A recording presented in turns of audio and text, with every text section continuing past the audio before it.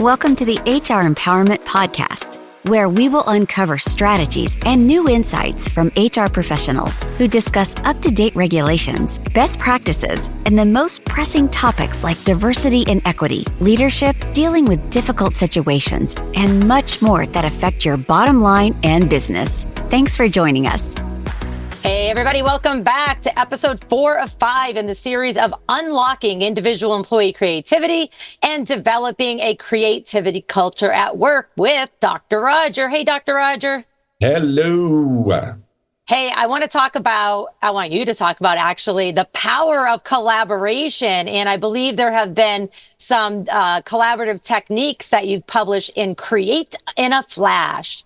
Yes, there are lots of collaborative techniques in Create in a Flash. And so I've got about 5 of them here for you. So let's start with the first one. So when we talk about collaboration, involve everybody who's dealing with the problem, not just the boss or the supervisor, but the people that are down there actually executing the problem. Actually, in working with automobile industries, the folks on the front line. So yeah, I'm going to interrupt because I'm telling you, every industry we think that. I'm going to try to say this as nicely as possible, but we think that the owners of the company, the directors, the managers are the end all be all, and they're the ones that know everything. Now, they may have worked their way up the food chain, and of course, if they're the owners, but as we get further and further away from the front line or the bottom line, we forget what happens. We forget the stress. Oh, I haven't been in that role in 6 years. It mustn't have changed. Oh, yeah, it's changed. Ask the people in those roles, right? Hopefully, what's going on with those jobs is because you haven't been in that job for 6 years, if you've gotten your employee to collaborate, they're finding a way to make that job better. So that job probably doesn't even look like what it looked like 6 years ago. So a whole focus on continuous improvement and giving those people the opportunity to make those changes. So first, involve everybody who's dealing with the problem. Give them the opportunity to make the changes when they're working on a problem. And then don't start with ideas. This is one of the biggest mistakes. People will come in and they say, we need some ideas for this. No, as we've talked about in an earlier program, figure out the real problem first. And the way we come up with ways to state a problem is we ask creative questions. So we use words like how to, or in what ways might we, or what might be all the ways to. So open it up like that. Okay, so come up with a variety of creative questions. Pick the best creative question to then generate. Oh, you mean you just don't want yes, no answers? You don't want just yes, no answers, right? Yeah. And we talked about this earlier because there's a big difference between saying we don't have enough money as opposed to how to reduce the cost or how to raise the money. Those statements open your brain up to come up with some ideas. Yeah, or how to reallocate the money. We have the money. It's somewhere. It's just kind of allocated to something else. Okay, well, let's look at that over there. Hey, listen, U.S. federal government, can you tune in too? Thanks. Look around. Yeah. Okay, so involve everybody. Don't start with ideas. Start with a problem to solve. Start with a creative question. And then when generating ideas, don't judge your ideas. And don't judge your ideas while you're trying to generate those ideas. We say defer judgment. So whatever comes to mind, get those ideas out there and set an idea quota. And I'm not talking about 4 or 5 ideas. Set an idea quota of about 30 ideas. And what we found is when we analyzed those ideas, the first 8 to 10 ideas were the usual ideas, the ideas that people had thought of before. They hadn't gotten creative there. The second third, from idea 10 to 20, the more unusual ideas began to surface. People got a little crazier, a little goofier. Now, those unusual ideas helped to form the real breakthrough ideas that occurred later on in the process. So don't judge your ideas, set a quota, whatever comes to mind, get those ideas out there. And the other thing is make sure that you take action on your ideas.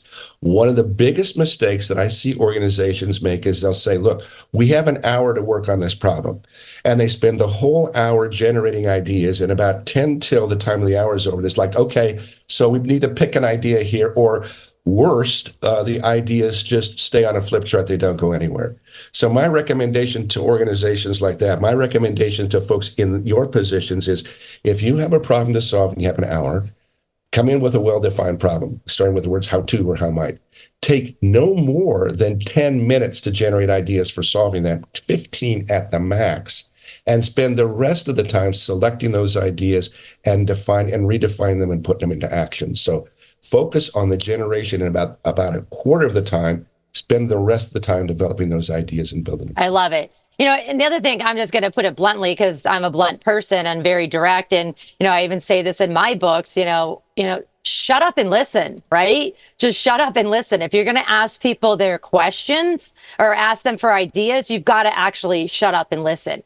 All too often, I see people in business ask questions, ask their team for input just because somebody else told them to. But it's going in one ear and out the other. And I say the same way, too, even for team members. It's not all on managers. It's also on employees, too, where you say, oh, okay, I'm listening to them. I'm just listening to them until they shut up so I could say something. I'm not really listening to them. I'm listening for a gap. Don't do that. Listen, truly listen. If they're upset, if they're spurting out all these ideas, grab a pen and paper and start jotting them down, because sometimes it's really hard for people to be creative. Other people, they're way too creative and you got to pull them back in. Other ones, if they finally start being creative and talking to you about, hey, here's the problem, here's solutions, shut up and listen. That's all I got on that one. One more word from Roger there. Yeah. And one more thing that's really helpful for that is say, look, we're going to take 5 minutes. We're not going to judge any ideas. We're not going to say whether they're good or bad. All we're going to do is get those ideas out. And we're going to come up with about 25 ideas in 5 minutes. Go. People don't have time to then judge those ideas. Just get them out.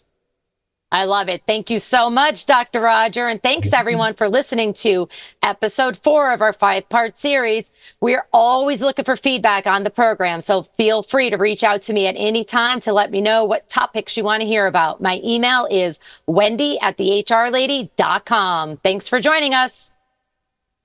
Thank you for joining the HR Empowerment Podcast, brought to you by Aurora Training Advantage. We hope you've gained new insight and strategies to navigate the HR profession. We look forward to you joining us again on the HR Empowerment Podcast.